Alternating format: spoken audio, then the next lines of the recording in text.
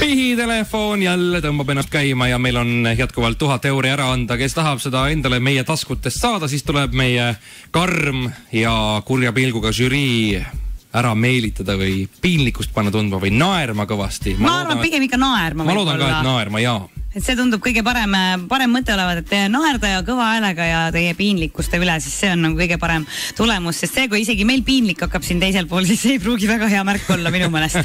Et pigem äkki ikkagi mitte, aga Aavo, tere hommikust teile! Tere hommikust, Uuna tegijad, tere hommikust, raadikuulajad! Tere hommikust, näed, kui reibas Aavo meil hommiku teisel pool toru on. Aavo, sul on nüüd suurepärane võimalus nii Uno tegijaid kui ka raadiokuulajaid hommikul rõõmustada. Mis sa arvad, kas see lugu, mis sa kohe räägid, paneb naerma või pigem piinlikkust tundma? No eks ta mind mingil momendil pani piinlikkust tundma. Enam mitte? Aga siis jah, ülejäänud seltskonna kindlasti paneb naerma. No loodetavasti ka meid, aga Aavo, laske tulla.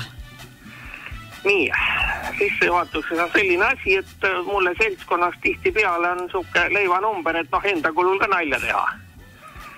Ja siis ükskord oli suke juhus, et olime siis minu tollane pruitaja, siis tema õde, õemees, õelaps, mingi seltskond tegime sukst taiapidu. Ja tuli nagu teemaks, et järgmine päev, et kes lapsel lasteaeda järgi läheb. Muidugi, me oleme sprutaga käinud järgi. Aga mina ei olnud kunagi lasteaeda sisse läinud. Kordad, ja ma olen lihtsalt autos väljas. Aga tookord siis tuli jutuks, et aga kui mina peaks näiteks üksi järgi minema. Et mis ta siis ütleb, et kui lasteajas kasvataja küsib näiteks, et kes ta sulle on. Ja siis hakkasid arutama, tead, et ema, vanema, õe, boyfriend, see kõlab ikka maru pikalt ja kuidas laps selle meelde jätab.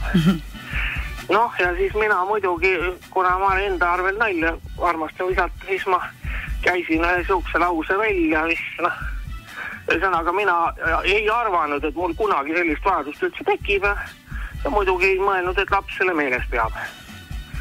Muidugi seltskond möirgas naerda nagu kari hobusid preerias, aga läks paar kuud mööda ja tuligi sihuke moment kätte, et mina pidin üksi järgi minema lapsele.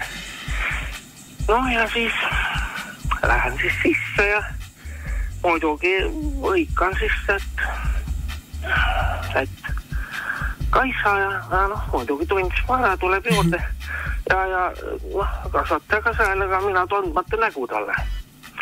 Ja siis küsib lapse käest, et tunned Onu Aavo. Ja see siis küsib, et kes Onu Aavo sulle on. Et sugulane, ei ole sugulane, lihtsalt üks tuttav pedofiil.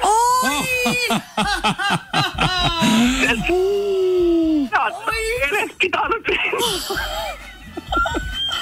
Appikene, ja mis kasvataja selle peale tegi? Tormas muidugi lapse emale helistab. Õnneks emal oli ka see sama asi meeles. Auts! Saite lapse kätte lõpuks ikka, nagu ma aru saan. Vot see on, kus lops öeldakse. Lapse mälu kunagi. Ja see on hea õppetund. Öeldakse, et lastel püsivad kõik asjad meeles ja räägivad kõik edasi, aga isegi ma poleks ka osanud sellist asja oodata. Kerib ja siis on pedofiil. Kindel pedofiil. Oi Aavo, super lugu tõesti, 5+ pole midagi öelda, see läheb raudselt meie sinna finalistide pattaga, see oli ikka geniaalne. Ma loodan, et kõigil pole sellist asja juhtunud, aga mida piinlikum, seda parem ja ütleme, et see oli üsna piinlik tol hetkel. Kindlasti teile, Aavo. Jaa, tol hetkel oli. Saime ikka mitu aastat selle hetkel.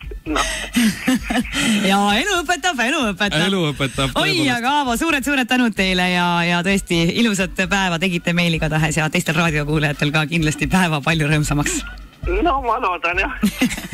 Aitäh teile ja kui teil on MVL kellelgi mingit head lugu, näiteks teist pedofiil lugu, siis kirjutage meile Facebooki Raadio Uno ja andke oma telefoninumber ja soove, et tahate pihtida.